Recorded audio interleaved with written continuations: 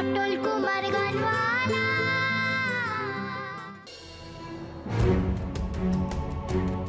তোকে কি কথা বলে এই বাড়িতে এনেছিলাম সেটা এর মধ্যে ভুলে গেলি পটল? হ্যাঁ, একটা কথা মাথায় রাখ, কাজগুলো না করলে তোকে কিন্তু আমি এই বাড়িতে থাকতে দেব না। আমি তো কিছু বলিনি ছোট বাবুকে। মুখে বলিসনি, কিন্তু তোর চোখের জল অনেক কথা বলে দিয়েছে। আবার ন্যাকামো শুরু করেছিস তো? আবার কেঁদে কেটে তোর ছোট বাবুর মন গলাবার চেষ্টা করছিস তুই? আমার চোখের জলছে, আমার কথা শুনে গো। আমি কি করব বলো? আবার ন্যাকা ন্যাকা কথা। শোন পটল, তোর মামার শেখানো নাটকটা খবরদার এখন আবার শুরু করার চেষ্টা করবি না।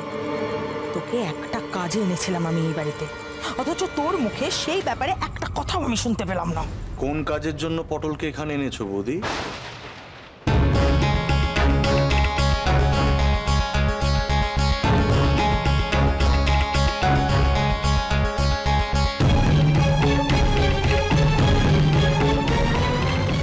পটলকে কোন কাজে এনেছো তুমি সেটা অবশ্য আমি আন্দাজ করতে পারছি বৌদি। তবু তবু তুমি যখন চাও পটল বলুক, তাহলে আমি এটা পটলের মুখ থেকে শুনতে চাই।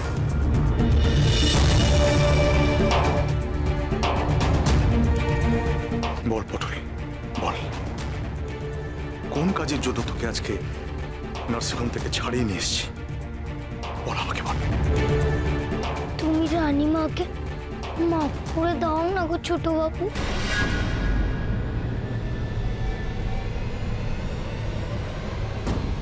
রানীমাকে ফিরিয়ে নিয়ে এসো। রানীমা, তুলি ম্যাডাম, দিদুন ম্যাডাম বাড়িতে না থাকলে বাড়িটা কেমন একটা ফাঁকা লাগে।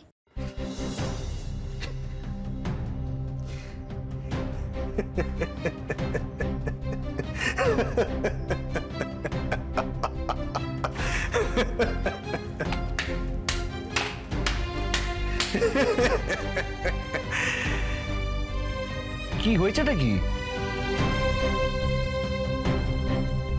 তোমাকে বলেছিলাম না দাদা, আমি সব বুঝতে পেরে গেছি। এই তাহলে তোমার প্ল্যান বৌদি, এই কারণেই তুমি পটলকে বাড়িতে নিয়ে এসেছো।